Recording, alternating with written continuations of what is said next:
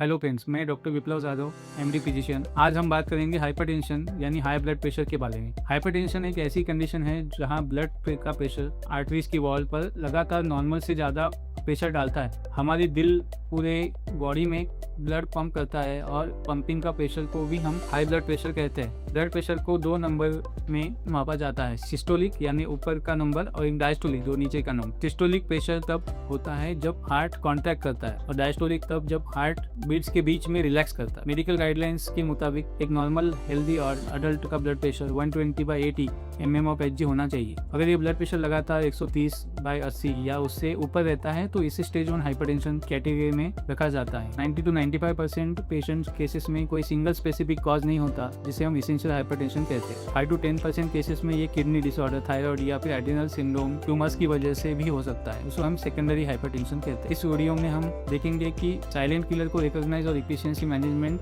किया कैसे जाता है। हाइपरटेंशन को साइलेंट किलर इसलिए कहते हैं क्योंकि शुरुआत में इसका कोई भी क्लियर सिम्टम्स नहीं होता। लाखों लोगों को पता ही नहीं होता कि उनको हाई ब्लड प्रेशर है और उनके आगे ये कॉम्प्लिकेशंस क्या है। जब ब्लड प्रेशर बहुत ज़्यादा हो जाता है तब सीवियर हेडेक होना, गर्दन के पीछे दर्द होना, चक्कर आना, दिखने में तकलीफ होना, ब्लड विजन होना, कुछ पेशेंट को तो छाती में दर्द होना, थकान और सांस लेने में भी दिक्कत होना, ये सब चीज़ें भी महसूस होने लगती है। बार बार नाक से खून आना अनकंट्रोल हाई ब्लड प्रेशर का एक साइन हो सकता है। क्लिनिकल हाई ब्लड प्रेशर हमारे टारगेट ऑर्गन्स को साइलेंटली डैमेज करता है, जैसे कि हार्ट, ब्रेन, किडनीज, आइज। ये आर्टरीज को स्टिफ और नैरो बना देता है और एथेरोस्क्लेरोसिस, जिसे हम एथेरोस्क्लेरोसिस कहते हैं। सही डायग्नोसिस के लिए सिर्फ एक रीडिंग काफ़ी नहीं है, अलग अलग दिनों कम से कम 3 रीडिंग लेना जरूरी है। व्हाइट कोट हाइपरटेंशन से बचने के लिए होम ब्लड प्रेशर मॉनिटरिंग सबसे बेस्ट माना जाता है। अगर आपको उम्र 30+ है तो आप साल में कम से कम 2 बार तो भी ब्लड प्रेशर चेक करवाएं। जब लाइफस्टाइल चेंजेस से ब्लड प्रेशर कंट्रोल नहीं होता तब उनको मेडिकल गाइडलाइंस के हिसाब से एंटी हाइपरटेंसिव ड्रग्स यानी ब्लड प्रेशर की दवाई शुरू करी जाती है। मेडिसिन का सिलेक्शन पेशेंट की एज और उनके दूसरी बीमारी जैसे कि डायबिटीज या थायराइड ये सब के ऊपर डिपेंड रहता है। कॉमनली प्रिस्क्राइब क्लासेस में एसी इनहिबिटर,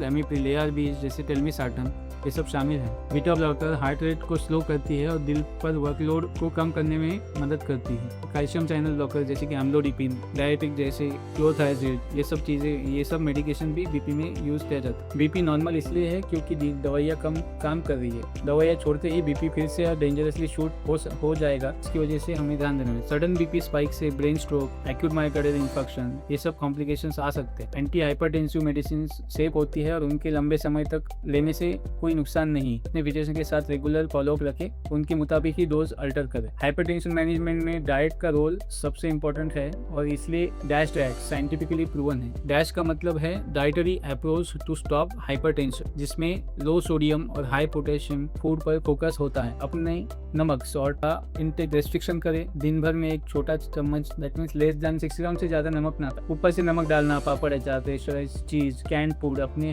डाइट से निकाल दें। पोटेशियम रिच फूड जैसे कि नारियल पानी है, सब्जियां हैं, इनका सेवन करें। Regular aerobic exercises, brisk walking, cycling, swimming कम से कम 30 मिनट तक रोज करें। वेट कंट्रोल करें। हर 1 kg वेट लॉस करने से आपका systolic blood pressure 1 mm Hg से तक ड्रॉप हो सकता है। अल्कोहल कंजम्पशन और स्मोकिंग स्ट्रिक्टली अवॉइड करें क्योंकि निकोटीन ब्लड वेसल्स को डैमेज करता है। क्रोनिक स्ट्रेस मैनेजमेंट भी इंपॉर्टेंट है। 7 से 8 घंटे की नींद प्रॉपरली लें। ब्रीथिंग एक्सरसाइज प्रैक्टिस करें। एक डिसिप्लिन लाइफस्टाइल और सही मेडिकल गाइडेंस से आप हाइपरटेंशन को पूरी तरह से कंट्रोल कर सकते हैं और फिट रह सकते हैं।